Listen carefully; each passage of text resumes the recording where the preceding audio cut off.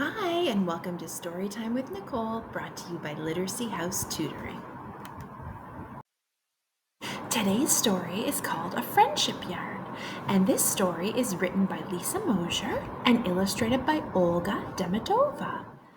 I'm excited to read this story because I really love to knit. It's one of my favorite hobbies. Maybe some of you know how to knit, or you know someone who does. Well, when we read this story, you're going to understand why I like it so much. Okay, let's get started. Badger and Porcupine met under the walnut tree and shared a pot of tea like they did every morning. As the day warmed up, Porcupine helped Badger rake leaves, and Badger helped Porcupine stir a big pot of apple butter. Wow, it sounds like these two are really good friends. I love that. Badger sniffed the air. Winter is coming. That's a cold cup of tea, sighed Porcupine. I'll have to gather firewood. This is my last log. Don't worry, said Badger. I'll help you. You're such a dear friend, said Porcupine. The two friends walked into the woods to gather logs. Porcupine took the high trail, and Badger took the low one. A peddler's cart jingle-jangled down the road. A peddler is someone who sells things. Do you notice the cart? Something is falling off of it. A ball of yarn tumbled out and unrolled and unrolled and unrolled until a bright colored string of yarn stretched out the length of the woods. Porcupine picked up one end of the yarn. Far away, Badger picked up the other end of the yarn. Come back, called Badger. You lost your yarn, called Porcupine. Keep it, said the peddler, waving merrily. Don't have time to stop. Look at the yarn all wrapped around the, the trees in the woods. That might be tricky to untangle. Badger looked at the yarn. I can pick up logs later. I'll use this yarn to knit a backpack for picnics with Porcupine. Badger ran home, jumped over her pile of books, and dove under her bed for her knitting needles. Porcupine looked at her yarn. Well, fill my sugar bowl. Who needs logs? This is exactly what I need to make a lovely tablecloth for tea time with Badger. She dashed home and pulled her knitting needles out of her tidy sewing basket. Clickety-click, snickety-snick went Badger's needles. But when she had only 3 stitches to go, the whole thing unraveled. Floop, floop, floop, floop, floop. Clickety-click, snickety-snick went Porcupine's needles. But when she had only 3 stitches to go, the whole thing unraveled. Floop, floop, floop, floop, floop. Uh-oh. Porcupine followed the yarn to Badger's house. I think you have my yarn, said Porcupine. This is my yarn, said Badger. The peddler gave it to me. Well, flatten my cake. You're wrong, said Porcupine. The peddler gave it to me. She stomped back to her house. Look at the faces on Badger and Porcupine. They don't look very happy at the moment, do they? Cookie crumbles, said Porcupine. I'll make something for myself. A tail for my kite. Clickety-click, snickety-snick. Floop, floop, floop, floop, floop. Uh-oh. Porcupine had some bad luck, I think.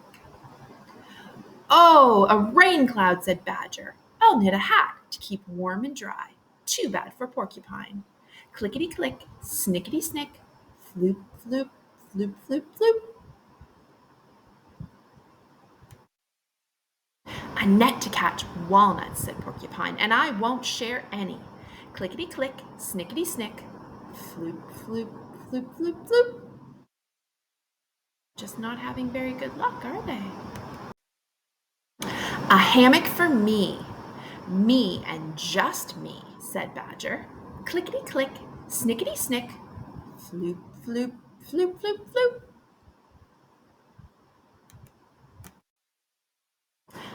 tent to hide in, said Porcupine, so I never have to see Badger again. Clickety-click, snickety-snick, floop, floop, floop, floop, floop.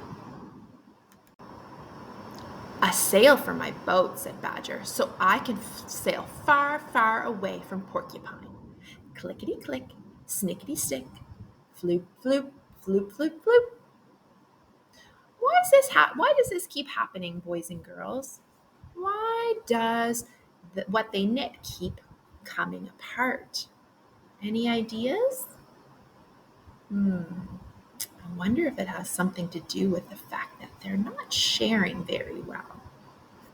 Let's see what happens next. Badger pounded on Porcupine's door. Give me back my yarn. It's mine, cried Porcupine. Mine, yelled Badger. You're not my friend anymore, said Porcupine. I don't want to be your friend, and I don't want to be your neighbor, said Badger. I can fix this, said Porcupine. She went to her sewing basket and cut the yarn in half. I'm leaving, and I'm never coming back, yelled Badger. Holding her yarn, Badger ran into the woods. Hours passed. Porcupine huddled by her empty fireplace. A snowstorm whistled down the chimney. Badger is my friend, and she will be cold and lonely out there. I have to help her. Porcupine pulled out her knitting needles. She headed into the cold, dark night. Badger hunkered down in his old log and worried. It's getting colder every minute, and Porcupine is out of firewood. She'll be freezing. She's my friend, and I have to help her. Badger pulled out her knitting needles. She headed into the cold, dark night. Clickety-click, snickety-snick, click, snick, oof.